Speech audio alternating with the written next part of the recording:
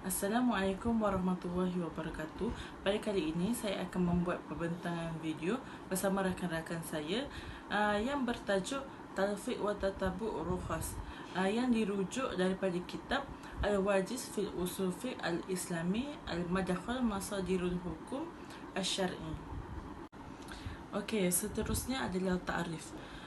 Ta'rif talfiq ialah mencampur adukkan pelbagai pandangan atau mazhab dalam suatu ibadah menggunakan mazhab lain kerana mencari yang paling mudah dan ringan dengan niat bukan meremehkan agama, cuma bertujuan mencari keringanan kerana itulah tujuan syariat. Untuk tatabu' rukhas pula hanya memilih pandangan dan pendapat yang paling mudah daripada semua mazhab di dalam semua permasalahan. Tidak kira dalam permasalahan apa pun, mereka pasti mengambil pendapat dan pandangan yang paling mudah dan ringan. Okey, yang kedua adalah hukum. Terdapat dua hukum di dalam kitab ini. Yang pertama, ianya dilarang kerana seolah-olah mempersendakan dan mempermainkan. Selain itu, talfiq ini bertentangan dengan kesepakatan para ulama dengan melarang penciptaan pepatah ketiga jika para ulama berbeza pada dua pendapat. Talfiq ini juga merupakan cabang kepada taklid. Yang kedua, ia dibolehkan untuk talfiq atau taklid mengikut mazhab lain dalam masalah yang sama tetapi dengan dua syarat. Baik, saya akan sambung kepada syarat atas hukum harus ditalfiq ataupun taklid mazhab lain dalam sesuatu masalah.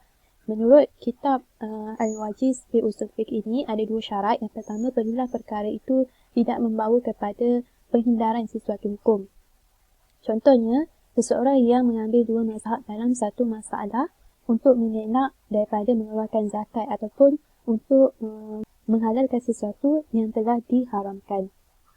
Syarat yang kedua pula, perlulah perkara itu tidak membawa kepada tatabu' ar-rukhas, iaitu untuk mencari-cari keringanan yang mana akan menyebabkan seseorang itu bermudah-mudahan dalam tanggungjawab yang telah diperintahkan dan juga akan menyebabkan seseorang itu kurangnya ketakwaan dalam agama serta kurangnya semangat untuk melaksanakan amal-amal kebajikan yang jika dilakukan dia akan mendapat pahala.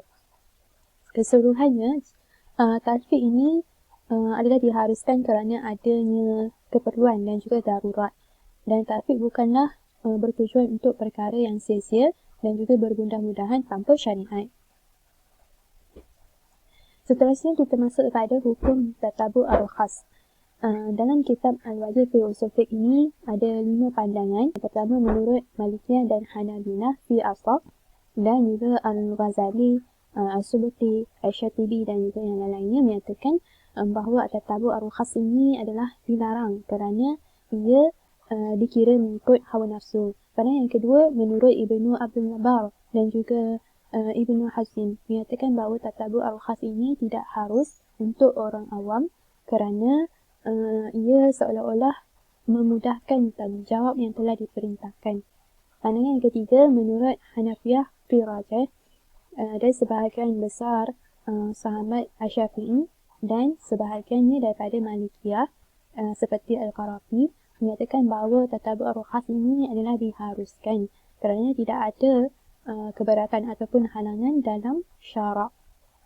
Tetapi Al-Qarafi menghadkan iaitu dibolehkan tatabu' ar-rukhas ini selagi mana ia tidak menyebabkan semua orang yang mengikut itu batal dan seperti mana yang telah dikatakan oleh qaul yang pertama iaitu tidak mengikut hawa nafsu. Pandangan yang keempat pula, sebahagian ulama menyatakan bahawa tatabu' ar-rukhas ini adalah berdosa dan pandangan yang kelima iaitu pandangan sebahagian ulama yang lainnya menyatakan bahawa tatabu' ar-rukhas ini adalah tidak berdosa.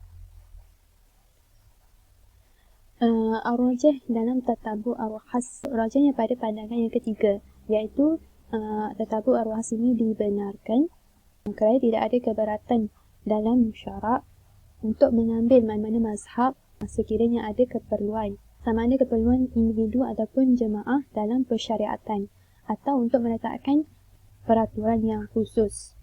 Adapun untuk melazimi ataupun mengambil tatabu' ini secara individu akan membawa kepada mudarat yang lain seperti akan menyebabkan seorang itu kurangnya keyakinan kurangnya ketakwaan dan juga akan menghindari hukum syarak ataupun tanggungjawab khususnya dalam bahagian hak-hak manusia, muamalat dan juga pantang larang, maka ia tidak dibenarkan.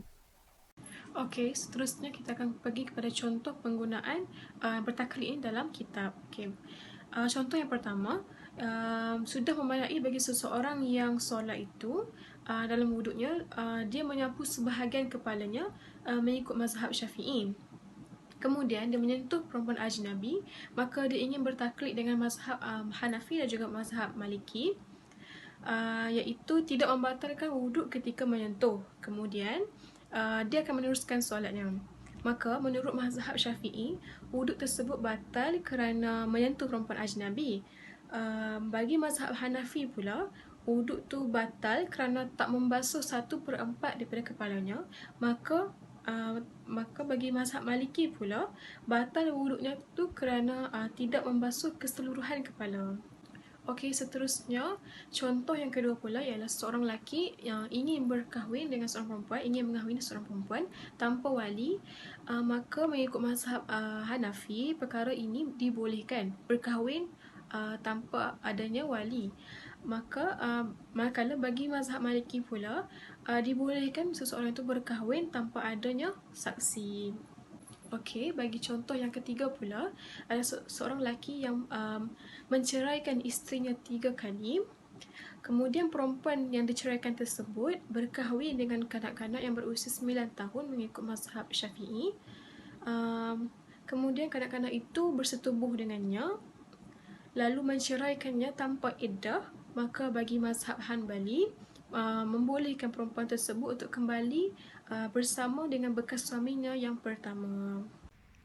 Seterusnya, contoh-contoh kontemporari bagi talfiq dan tatabuk rukhas. Yang pertama, contoh-contoh kontemporari talfiq yang diamalkan di Malaysia. Yang pertama, pembinaan masjid dengan hasil daripada kutipan zakat fitrah.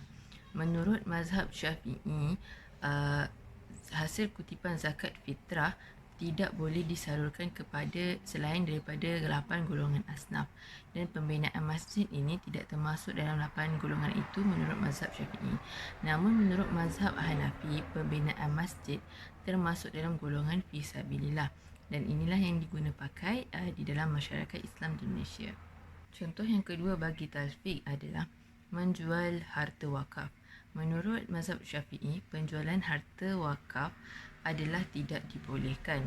Namun di Malaysia, mengikut mazhab Hanafi yang membolehkan jual beli harta wakaf kerana mengikut keperluan semasa. Seterusnya, contoh kontemporari tatabuk rukhas, iaitu penjualan nama perniagaan dan hak cipta. Menurut mazhab Syafi'i, penjualan ini adalah tidak sah kerana ia termasuk dalam perniagaan benda yang tidak wujud. Namun menurut mazhab Hanafi, ia merupakan perkara yang sah kerana bukan zat juga boleh di perniagaan. Pendapat ini yang diterima pakai di Malaysia demi menjaga kemaslahatan umum dan meraihkan perniagaan moden.